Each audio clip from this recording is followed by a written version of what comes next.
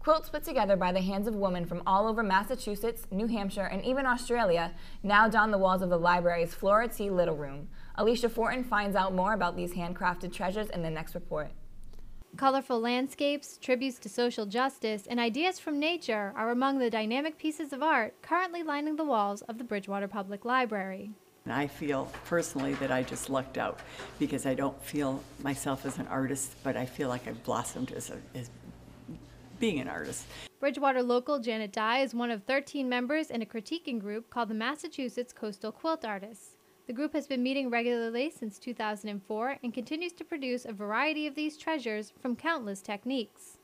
One of the highlights of their work together as a group are their composite quilts. Past designs have included landscapes from Lowell, Scituate, and most recently, Copley Square.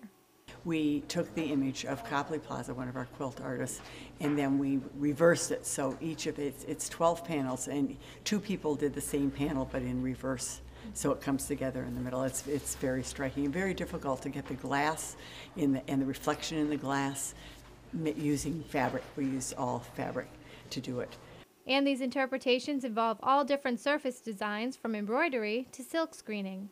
One of the assignments that our group gave ourselves was to do a series, a study, and so we took whatever topic we wanted. I chose gardens myself, but another friend in the group chose Asian fantasy study. So she did these little small studies of her Asian fantasies, and then she took all of those ideas from the studies that she did and created a larger piece. And something that's really fun about Joni's work is that she loves to do embellishments, so she's got rocks and beads and all kinds of different things on her quilt to embellish it. It just makes it interesting. It looks nice from a distance, and then you get up close and you see all these special little things on it.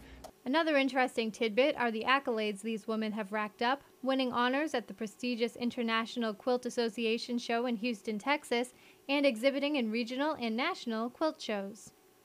We have won at the International Quilt Festival in Houston for our slice quilt, and I think we won 3 different years. One year we won first place, and then 2 other years we've won 3rd place in that exhibit, which is remarkable. People from all over the world come, and we've been covered in the quilting magazines and things like that with how do we do this? You know, how do we get all this detail and make the whole thing look good from a distance too. So how do they do it? Many of our quilts are pieced, where you stitch 2 pieces of fabric together. Many people use what we call the Chicago School of Fusing, which is where you put some adhesive on the back of fabric and then heat set it onto the fabric. So it's more like a scrapbook technique than what people traditionally think of quilting. But we always are trying to do things outside the box. And now, through the end of February, the library's Flora T. Little Room is featuring these out-of-the-box creations for Bridgewater residents. After a tour with Janet, it's evident that there's no limit to what these artists can do. This is Copley Plaza, and this is our most recent group quilt. 12 of us worked on it, and this is the one that I was talking about that we reversed the image. And actually, my husband did some computer work to enlarge this image with putting graph paper on lines so we could get the sight lines right, because we felt like, especially with all of the buildings, that they needed to line up or it just wasn't going to read correctly. So he made sure that the sight lines were correct. Once again, the Massachusetts Coastal Quilt Artists will exhibit their work until the end of February inside the Flora T. Little Room Gallery. Please check the library's website at www.bridgewaterpubliclibrary.org for hours of operation. In this particular exhibit, we bought a particular piece of fabric, and each of us had to make something with that fabric in the quilt, and we couldn't see each other's work until we were finished with it. So, so anyone visiting this exhibit might have fun looking to see what that particular fabric is in this exhibit.